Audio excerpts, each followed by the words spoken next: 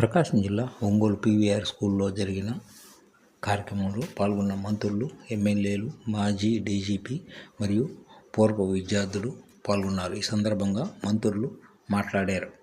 2045 నుంచి ఇక్కడ చదువుకున్న విద్యార్థులందరూ కూడా నిన్న ఇవాళ కలవటం, వారి యొక్క స్ఫూర్తులని మాట్లాడుకొని ఆహ్లాదంగా గడపడం అనేది ఒక గొప్ప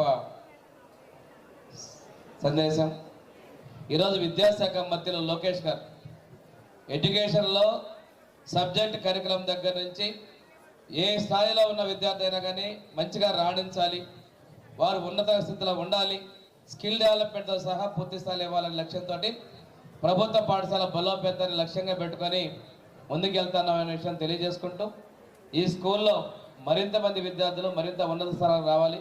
100% ఉత్తీర్ణతతో పాటు మంచి స్థాయిలో ఈ స్కూల్ నుంచి, ఈ హై స్కూల్లో చదివినటువంటి పిల్లలు ఉన్నత స్థానాల్లో ఉండే విధంగా తీర్చిదిద్దేందుగా రోల్ మోడల్గా వ్యవహరించాలని కూడా మనస్ఫూర్తిగా కోరుకుంటూ సెలవు తీసుకుంటాం. Thank you. ముఖ్యమంత్రి గారు చెబుతుంటాడు, ఆ రోజు అంబేద్కర్ గారు మన మధ్య కులాల మధ్య అసమానతలు తొలగాలంటే మనం అందరం కూడా కలిసి ఉండాలంటే మన రాజ్యాంగాన్ని అందించారు.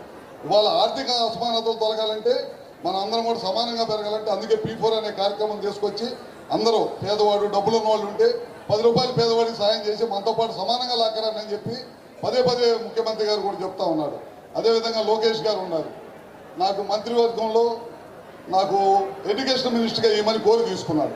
ఎందుకంటే ఎడ్యుకేషన్ మినిస్టర్గా చేసిన వాళ్ళకి కొంత సాటిస్ఫాక్షన్ ఉంటుందనే 10 మంది విద్యార్థులు తయారు చేసే సాటిస్ఫాక్షన్ ఉంటుందనే ఉద్దేశంతో ఆయన చేశాడు.